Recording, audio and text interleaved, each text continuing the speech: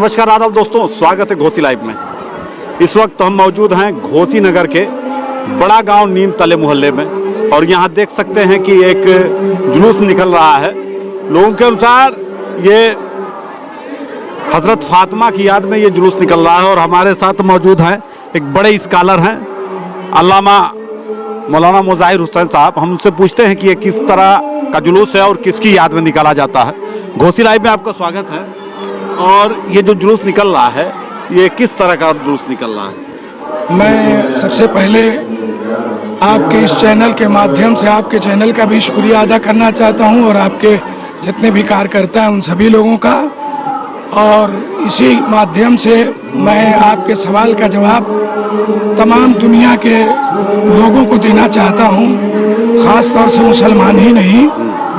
Profit of Islam जनाब हज़रत मोहम्मद मुस्तफ़ा सल्लल्लाहु अलैहि वसल्लम की इकलौती बेटी जिनका नाम जनाब फातिमा है, उनकी याद में ये जुलूस 3 तारीख आज चाँद के एतबार से 3 जमात-उस-सानिया उसको मनाई जाती है, क्योंकि उनके ऊपर बेपनाह वादे रसूल जुल्म ढाए गए और वो सिर्फ और सिर्फ 95 दिन या कम से कम 75 दिन में इस दुनिया में जिंदा रहकर इतना जुल्म ढाया गया कि उनके ऊपर जलता दरवाज़ा गिराया गया, उनके कोड़े लगाए गए।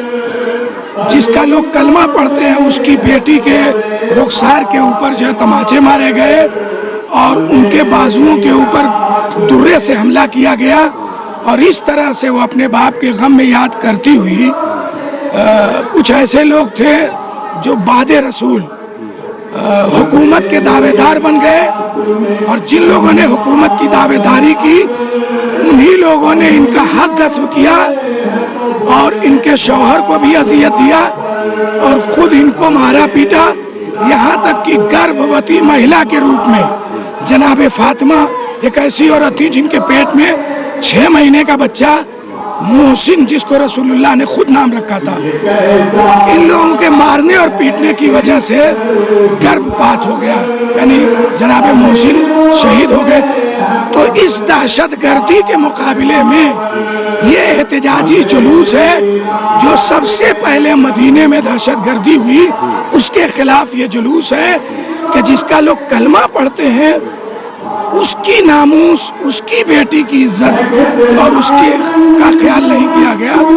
ये सभी लोग यहाँ सोगवार मर्द औरत इस उन्हीं की याद में जुलूस निकालते हैं। इस मौके पर आप मुल्क के लोगों को क्या मैसेज देना चाहेंगे? मैं अपने अजीज मुल्क जो सारे जहाँ से अच्छा हिंदुस्तान हमारा हम कहते हैं, पहली बात तो ये है कि हम जो कुछ भी यहाँ चाहते हैं, जिस वक्त चाहते हैं, अभी तक यही परंपरा रही है हमारे आज़ाद मुल्क में हिंदुस्तान में कि जो कुछ हम चाहते हैं वो हमारे मजहब अनुसार इजाज़त हमको गवर्नमेंट देती है।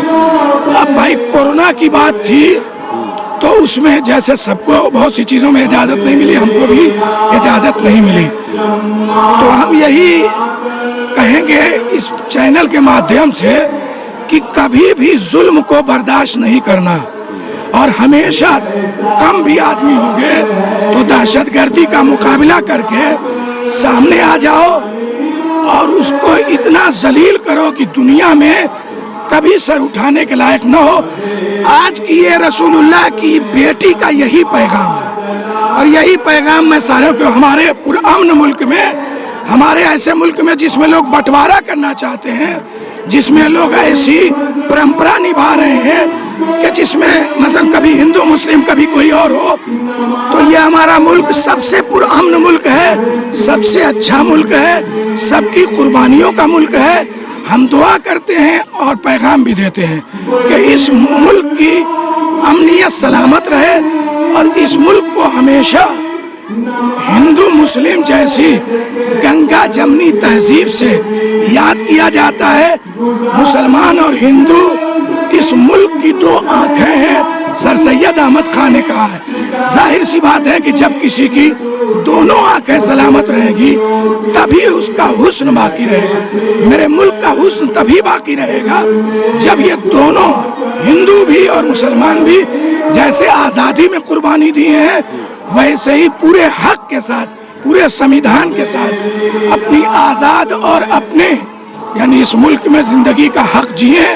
और यही आज के जुलूस का भी पैगाम है कि अमन रखें, शांति रखें, खुदा इस मुल्क को दुश्मनों के शर से बचाए और हम लोगों के आपस के इत्तेहाद को बाकी रखे। और मेरे मुल्क में इसी बीवी के एक बेटा जिसका नाम हुसैन है, जिनका नाम पर मुहर्रम सुन्नी शिया हिंदू सिख ईसाई सब मनाते हैं, उसने इस हिंदुस्तान में आने की इच्छा जाहिर किया था। तो इसका मतलब यह है कि यह मुल्क उस वक्त भी शांति की एक अलामत था, अमन की एक अलामत था। इस मुल्क को गंदा और किसी तरह से दागदार हम होना नहीं चाहते। हम यही ईश्वर से, प्रभु से, अपने परवरदिगार से दुआ करते हैं, खुदा की बात। बहुत अच्छी बात कही इन्होंने, कहा कि जो इस मुल्क की गंगा जमुनी तहजीब रही है, अमन व अमान की, आपसी भाईचारे की, इस जुलूस और इस पर्व के माध्यम से वो इसी को मैसेज देते हैं कि हिंदुस्तान में उस तरह का अमन व अमान कायम रहे और जो भाईचारगी चली आ रही है परंपरा दर परंपरा वो इसी तरह कायम रहे। बहुत बहुत धन्यवाद।